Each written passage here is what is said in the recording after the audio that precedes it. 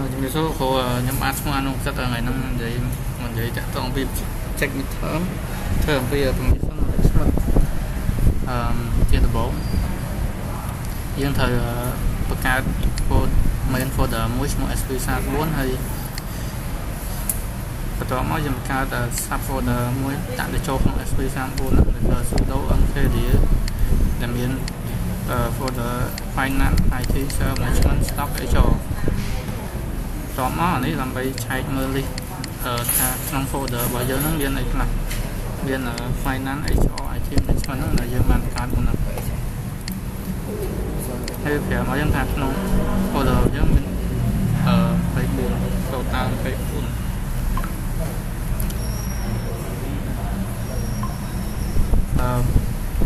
ដល់ពេលមកដល់ចំណុចនេះយើងបង្កើតក្រុមម្ដងដាក់ចូលក្នុង folder ហ្នឹងលក្ខខណ្ឌនេះយើងបង្កើតក្រុមដាក់ចូល finance ដែលយើងប្រើលក្ខខណ្ឌហ្នឹងដើម្បីចងវាបើអានេះតាអានេះក៏តាអញ្ចឹងយើងវាចងអស់ហ្នឹងហើយវាបង្កើតម្ដងស្រុកម្ដងទាំងអស់ហើយយើងបានបង្កើតរួចរាល់ហើយកន្លែងនេះយើងឆែកវាមើលកូដនេះយើងឆែកមើលថាវាមានអីដែលយើងបង្កើតហ្នឹងថាវាចូលហើយទាំងអស់នេះគឺជាក្រុមដែលយើងបានបង្កើតឲ្យវាមិញអញ្ចឹងបន្ទាប់ពីយើងបង្កើតក្រុមហើយឥឡូវយើងបង្កើត user ម្ដងអញ្ចឹងខ្ញុំប្រើ command នេះដើម្បីបង្កើត user 3នាក់ខ្ញុំប្រើលក្ខខណ្ឌហ្នឹងដូចគ្នាដើម្បីចងការនោះអស់អញ្ចឹងបើនេះតានេះក៏តាអានេះក៏តាដែរអញ្ចឹងយើងបង្កើតបានជោគជ័យហើយវាឲ្យយើងវាយ password អញ្ចឹងយើងset password មកហើយយើង enter កន្លែងនេះយើងបាញ់ពេញទេគាត់ enter ចោលនេះយើងបង្កើតបាន3នាក់ហើយអញ្ចឹងយើងមកបង្កើត3នាក់ទៀតយើងប្រើ command ដូចគ្នាគាត់ទៅដូរឈ្មោះ user អញ្ចឹងកន្លែងនេះក៏ដូចគ្នាខ្ញុំប្រើ command ដដែលទេអត់មានដូរញ៉ៃញ៉ៃអញ្ចឹងដើម្បីមកខាត់ទៅយូរយើងចូលមកដល់ខំអញ្ចឹងអានេះគឺជា user ដែលខ្ញុំបានបង្កើតមុនហ្នឹងនៅលើមិញហ្នឹងអញ្ចឹងអា command នេះគឺជា command ដែលយើងឆែកចង់ដឹងថាវាមាន user ហ្នឹងអត់អញ្ចឹងឥឡូវពេលយើងplanវាហើយវានឹង load មកចេះអញ្ចឹងទាំងអស់នេះគឺជា user ដែលបង្កើតមិញឥឡូវចូលមកដល់ចំណុចនេះខ្ញុំចាប់ផ្ដើមហៅ command ប្រើ command sudo add user នេះចូលទៅក្នុងក្រុមមួយអញ្ចឹងអានេះខ្ញុំហៅ sudo add user ហើយវាយ user មួយដែលខ្ញុំបង្កើតមិញហ្នឹងដាក់ទៅចូលក្នុង IT department ITD នេះហើយកន្លែងនេះក៏ដូចគ្នាខ្ញុំដាក់ចូលក្រុម HR department ដូចគ្នាអានេះខ្ញុំដាក់ចូលក្រុម finance ក្រុម sales ហើយក្រុម stock ក្រុមនេះក្រុម management department ឥឡូវយើងបាន add user ទាំងអស់ហ្នឹងចូលក្រុមមួយរួចហើយយើងចូលមកដល់លក្ខខណ្ឌកន្លែង sudo change ក្រុមនេះម្ដងកន្លែងហ្នឹងយើង sudo change ក្រុម ITD ហ្នឹងបានន័យថាយើងចង់ឆែក user ដែលយើង add ចូលមកហ្នឹងចូលនៅក្នុងក្រុមមួយហ្នឹងអញ្ចឹងនេះគឺជា user ដែលយើង add វាចូលទៅក្នុងក្រុមមួយហ្នឹងមកតមកអានេះគឺcommand ដដែលគាត់ទៅឆែកក្នុងក្រុមផ្សេងនេះឆែកក្នុងក្រុម HR department មានដូចគ្នាថានេះ finance ក៏មាន sales ក៏មានហើយក្រុម stock ក៏មានដែរហើយនេះ management មានដូចគ្នាចឹងមកដល់កន្លែង sudo show នេះយើងប្រើវាដើម្បី set owner ឲ្យ folder ហ្នឹងពីមួយហ្នឹងតែឡើយ sudo mode នេះCH mode នេះយើងប្រើវាដើម្បី set permission ឲ្យ folder មួយចឹងឥឡូវខ្ញុំ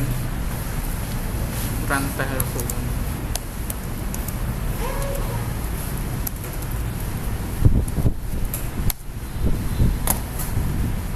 ចឹងឥឡូវខ្ញុំ LS មើល folder ទាំងអស់ហ្នឹងហើយចឹងនៅក្នុង folder finance នេះដំបូង owner របស់វាគឺ line នេះគឺដាក់ root ចឹងដោយសារខ្ញុំ set user owner ថ្មីឲ្យវានេះខ្ញុំ set ឲ្យវាទៅដាក់ owner នេះវិញកន្លែងនេះជួននេះចឹងកន្លែងហ្នឹងវាដូរមក line finance U01 នេះវិញនៅក្នុងgroup finance នៅក្នុង group finance នៅក្នុង folder finance ចឹងអាក្រុមនេះដូចគ្នាកន្លែងនេះមិញខ្ញុំ set owner វាដូចគ្នាចឹងដូរពី root មក HRDU01 នេះហើយនៅក្នុង group HR department នៅក្នុង folder HR ចឹងកន្លែងហ្នឹងខ្ញុំធ្វើតាមដូចគ្នាទេcòn ở đâu user hay group trong làm mấy test máy sẵn nhung login cho user mới là card là nhưng mà card mình mình chẳng lấy nhung sudo login sudo login finance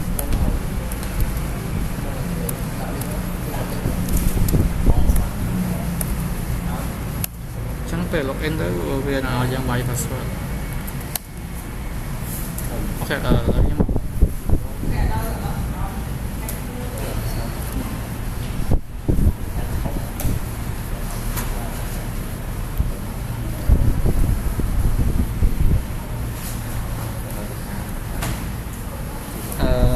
xong rất là để xa muốn nó nhầm login ở chỗ để xa device nhóm về ở đây login chân là lấy nhóm thì xây đó nhóm thờ switch user rồi chắc chắn switch vì user bọn nhóm tao công tớ mau user finance rồi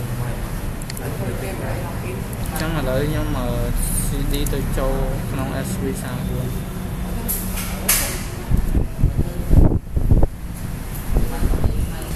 ôi là nó fake đã xong SV sang 4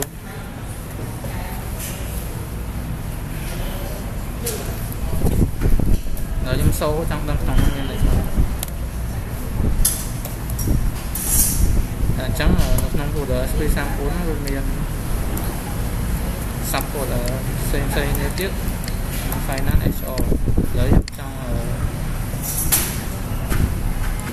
trắng là lấy nhóm cho CD vô trong folder finance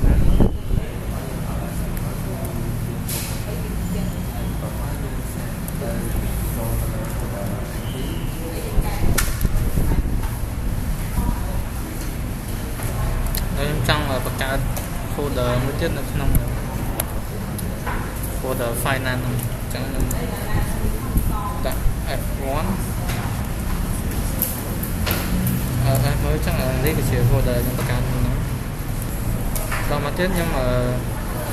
LS cho được trong folder F1 CD là phải xong rồi CD tới F1 hanya bakat thích đã cho nào nó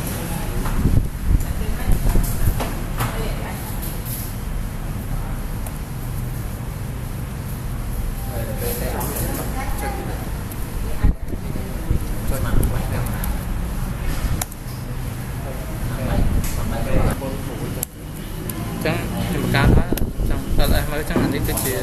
thích là nhâm man bakat một lấy dương cho nó trong user finance mình tay dương trong login cho được trong folder xây kẹp với finance chẳng chẳng đăng về cho bài nó lấy CD trên từ folder ok lấy trong tay cho login cho folder HR nó chẳng CD vi sang HO ហើយចឹងដោយសារមុនហ្នឹងខ្ញុំបាន set permission ឡើងនេះចឹងបានតែ user HRDU01 នេះទេបានយើងអាច remote ចូលក្នុង folder នេះបានអញ្ចឹងពេលយើងយក user finance នេះទៅ login ចូល folder នេះវាអត់បានទេដោយសារវាអត់មាន permission អញ្ចឹងវានឹង no permission deny អញ្ចឹងដើម្បីចូលទៅក្នុង folder HR ហ្នឹងបានយើងត្រូវ switch user ហើយខ្ញុំប្រើ sudo su ចូលទៅក្នុង user HR HRDU 01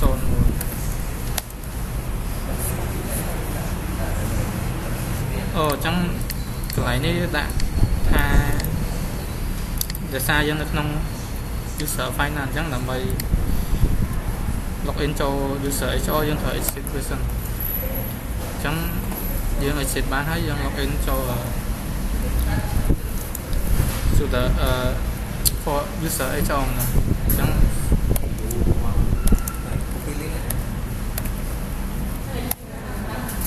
នេះក៏អញ្ចឹងឥឡូវនេះខ្ញុំ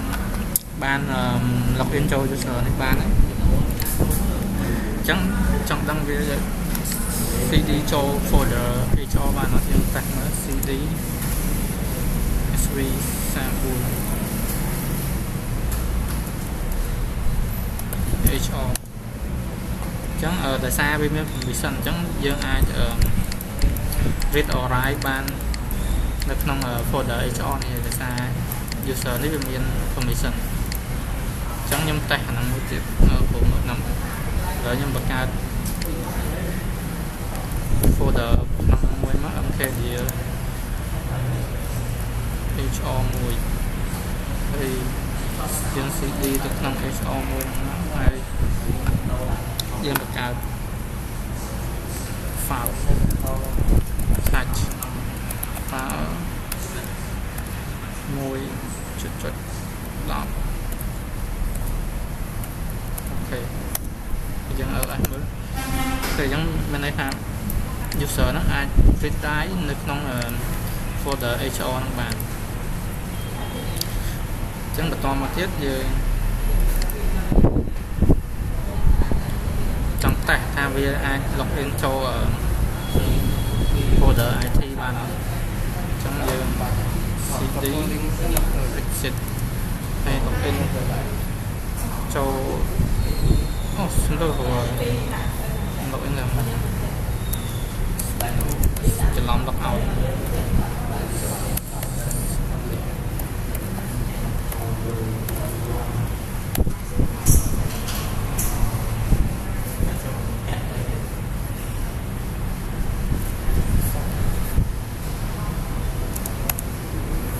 ពេលអញ្ចឹងខ្ញុំ login មកអញ្ចឹង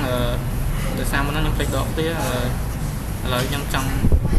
យក user HR ទៅ login ចូល folder IT នេះវិញអញ្ចឹង sudo cd sp